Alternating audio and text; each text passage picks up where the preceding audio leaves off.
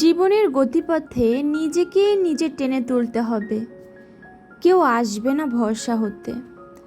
যদিও কখনো কেউ আসে, সে হয়তো আসবে আমাকে আরও ভেঙে দেবে, না হয় আমাকে আরও দুর্বল করে দেওয়ার জন্য। তাই নিজের জন্য নিজেকেই থাকতে হয়। হ্যালো এভরিওয়ান, আসসালামু আলাইকুম। This is me Murphy. Welcome back to another new video. বৃষ্টি স্নাত সকালে সকলকেই শুভেচ্ছা জানাচ্ছি। বেশ কয়েকদিন ধরেই টানা অনেক বৃষ্টি হচ্ছে। এত সুন্দর ঠান্ডা ওয়েদার দেখে আমাদের সকলের মাথায় সবার আগে কি আসে বলেন তো?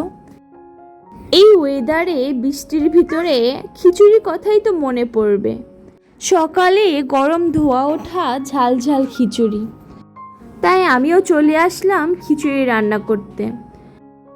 যেহেতু মেয়েকে নিয়ে একাই রান্না করতে হবে, তাই ভাবলাম শর্টকাটে খিচুড়িটা রান্না করে ফেলি। তাই আমি মুরগির মাংস দিয়ে খিচুড়িটা রান্না করছি। যেহেতু আমি নতুন রাঁধুনি, আমি তো রান্নায় অত পারদর্শী না, তাই আমার খিচুড়ি রান্না করতে গেলে কখনো পানি কম বেশি হবেই। আমি এজন্য চেষ্টা করি ধাপে ধাপে রান্না করতে। কিন্তু আমি জানি আমার অনেক আপু আন্টিরাই আছেন খুব ভালো রান্নায় পারদর্শী। তারা একেবারেই খিচুড়িটা বসিয়ে পানির মাপটা দিতে পারে। কিন্তু নতুন নতুন রাঁধুনি তো, তাই একটু শেখার চেষ্টা করছি। হয়তো কোনো একদিন আপনাদের মতো একেবারে রান্না করতে সক্ষম হব। জাইফার আব্বু যেহেতু রান্নার ঘি ফ্লেভারটা অত একটা পছন্দ করে না, তাই খুব সামান্য পরিমাণে ঘি দিয়ে দিলাম। চটজলদি করে আমি এখানে ডালের বড়াগুলো ভেজে নিচ্ছিলাম। খিচুড়ির সাথে ডালের বড়া খেতে কিন্তু মন্দ লাগে না। কথা বলতে বলতেই আমার খাবার সার্ভ করাও কিন্তু একদম শেষ। সেই পুরনো কথাটা আরও একবার বলছি, আমার ভিডিওর কোনো অংশ যদি আপনার কাছে একটুও ভালো লেগে থাকে, তাহলে এই ভিডিওটি একটি লাইক করতে পারেন। আপনার একটি ছোট লাইক আমার এই ভিডিওটা আরও অনেকের কাছে পৌঁছে দিতে সাহায্য করবে। আর যদি খুব বেশি ভালো লেগে থাকে, তাহলে এই ছোট্ট চ্যানেলটা সাবস্ক্রাইব করে এই ছোট বোনটার পাশে থাকতে পারেন। যারা এই কাজটা অলরেডি করেছেন তাদেরকেও অসংখ্য ধন্যবাদ। আমার কোলে যেহেতু মেয়ে ছিল, তাই আমি মেয়েকেও মাঝে মাঝে একটু খাইয়ে টেস্ট করাচ্ছিলাম। এরপর জাইফার বাবা কাঁচামরিচগুলোর বোটাগুলো ছাড়িয়ে দিচ্ছিল। মূলত আমরা এভাবেই কাঁচামরিচের বোটা ছাড়িয়ে পলিথিনের ভিতরে পেঁচিয়ে রাখি। এভাবে খোলা ফ্রিজে রাখলে আমার কাছে মনে হয় অনেক দিন ভালো থাকে। ভাবলাম মেয়ে যেহেতু ঘুমিয়েছে, তাই ওর ঘুমের ফাঁকে আমি কিছু কাজ সেরে নিই। দেখেন কি ঘুমালো, এই যে আবার উঠে গেল। কত বাহানা করে মেয়েকে ঘুম পাড়ানোর চেষ্টা করছিলাম, কিন্তু তার ঘুম তো একেবারে পালিয়ে গেল। এখানে সে আমার সাথে খেলছিল। তার আমার সাথে খেলতে কি যে ভীষণ ভালো লাগে। মেয়েকে ঘুম পাড়ানোর আবারও বৃথা চেষ্টা শুরু করলাম। দেখি এবার সে ঘুমায় কিনা। মেয়ে তো আর ঘুমাবে না, তাই মেয়েকে কাছে নিয়ে এই কাজগুলো করে নিচ্ছি। অনেকগুলো শুকনো কাপড় জমা হয়েছিল, তাই মেয়েকে পাশে খেলনা দিয়ে আমি এই কাপড়গুলো ভাঁজ করে নিচ্ছিলাম। এক এক করে সব কাপড়গুলো ভাঁজ করে নেওয়ার পরে আমি দুপুরের খাবার রেডি করছি। আজকে যেহেতু সকালে একটু ভারী খাবার হয়েছিল, তাই জাইফার বাবা বলল দুপুরে যাতে খুবই সিম্পল কিছু করি।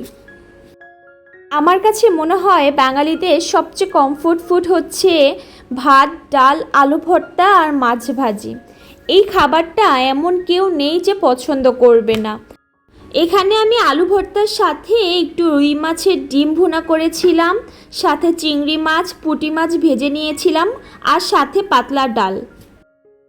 আজকে আমি আপনাদের দেখাবো কিভাবে ওয়াশিং মেশিনে সঠিক পদ্ধতিতে খুব সহজেই কাপড়গুলো ওয়াশ করতে হয়। ময়লা কাপড়গুলো এক এক করে আমি ওয়াশিং মেশিনের ভিতরে দিয়ে দিচ্ছিলাম। ওয়াশিং মেশিনে কাপড়ের ধরন বুঝে দেওয়াটা খুব বেশি ইম্পর্ট্যান্ট। ওয়াশিং মেশিনের ভিতরে এই ড্রয়ারটায় দুইটা পার্ট আছে। একটা পার্টে ছিল ডিটারজেন্ট কর্নার, আর একটা পার্টে ছিল সফটনার। আমি যেহেতু রেগুলারই ওয়াশিং মেশিনের ভিতরে কাপড়গুলো ধুই, তাই আমার জন্য খুব বেশি উপকার হয় এই ম্যাজিক ফিল্টার থাকার কারণে। এই ম্যাজিক ফিল্টারের ভিতরে প্রতিদিন ময়লা জমা হয়। অনেক দিন পর পর এই ম্যাজিক ফিল্টারটা খুলে ময়লাটা পরিষ্কার করে নেই। এরপর আমি ডিটারজেন্ট সেক্টরে ডিটারজেন্টগুলো দিয়ে দিচ্ছিলাম। কাপড় অনুযায়ী আমি পরিমাণ মতো এখানে ডিটারজেন্টগুলো দিয়ে দিচ্ছি। বাচ্চার ঘরে তো প্রতিদিনই অনেক ময়লা কাপড় জমা হয়। আমি যেহেতু রেগুলারই এই ওয়াশিং মেশিনে কাপড় ধুই, এর বিদ্যুৎ খরচও একদমই স্বল্প পরিমাণে আসে।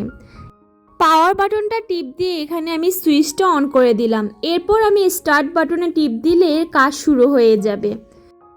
মূলত কাপড়গুলো ধুতে যতটা সময় লাগবে সেই এক্স্যাক্ট টাইমটা এই জায়গাটা দেখাবে।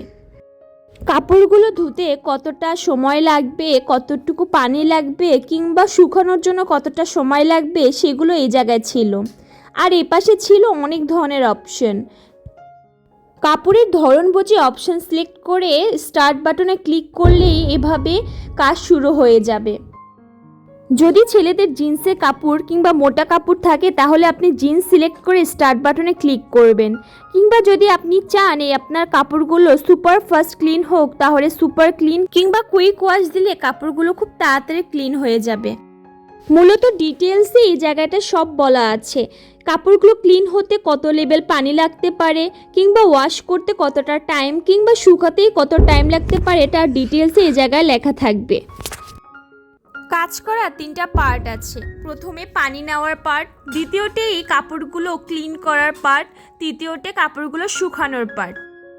কাপড়গুলো পরিমাপ করে তা ধুতে কতটা সময় লাগবে তা শো করে মূলত এর কাজ শুরু হলো।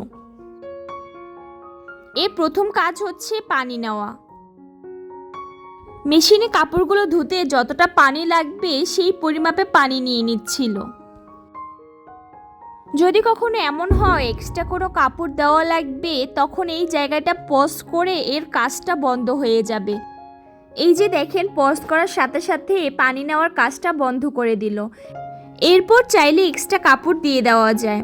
এক্সট্রা কাপড় দেওয়ার পর স্টার্ট বাটনে ক্লিক করলে এর কাজ আবার শুরু হয়ে যাবে।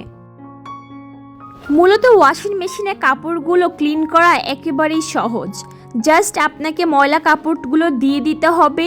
এরপর কাপড়ের ধরন বুঝে নর্মাল কিংবা সুপার ক্লিন কিংবা কুইক ওয়াশ আপনি যেই অপশনটা চান সেই অপশন ক্লিক করে স্টার্ট বাটন ক্লিক করলেই আপনার কাজ একেবারে শেষ। মেশিনে ভালো করে কাপড়টা ক্লিন করার জন্য 2বার করে ওয়াশ করে। এর জন্য প্রথমবার ওয়াশ করার পরে এরপর আবার পানিগুলো নিগড়ে ফেলে দেয়।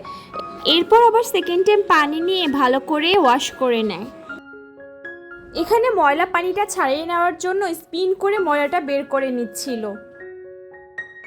যেহেতু 2বার ওয়াশ করবে তাই পানিগুলো ছাড়িয়ে নেওয়ার পর এক্সট্রা করে আবার পানি নিচ্ছিল। প্রথমবারের মতো একই পদ্ধতিতে কাপড়গুলো ভালো করে ওয়াশ করে নেবে। মূলত জোরালো কোনো ময়লা সেগুলো ঘষাঘষি ছাড়া যেরকম ওঠে না, সেরকমভাবে ওয়াশিং মেশিনে সেই কাপড়গুলো দিলে সেই দাগগুলো উঠবে না। কিন্তু যদি রেগুলার ওয়ারের জামা কাপড় কিংবা হালকা ময়লাযুক্ত কাপড় দেওয়া হয় তাহলে খুব ভালো করে ক্লিন করে। শার্টের কলারে কিংবা হাতায় যে ময়লাটা থাকে সেটা যেহেতু মেশিনে দিলে সেটা কভার করবে না, তাই আমি সেই শার্টটাই মেশিনে দেওয়ার আগে হালকা করে একটু ব্রাশ দিয়ে ঘষে দিই। আমি সেই দাগটা উঠিয়ে দেওয়ার পরে ওয়াশিং মেশিনে দিলে খুব ভালো করে ক্লিন হয়ে যায়। এভাবেই সহজ পদ্ধতিতে খুব অল্প সময়ে আমার কাজগুলো হয়ে যায়। মূলত মেশিনের কাপড়গুলো 70 থেকে 75% মতো শুকানো থাকে। এরপর কাপড়গুলোকে জাস্ট হালকাভাবে নেড়ে দিলে 5 থেকে 10 মিনিটের ভিতরে কাপড়গুলো একদমই শুকনা হয়ে যায়। ওরা যেহেতু 70% মতো কাপড়টা শুকিয়ে দেয় তাই আর এক্সট্রা কোনো ঝামেলাই থাকে না।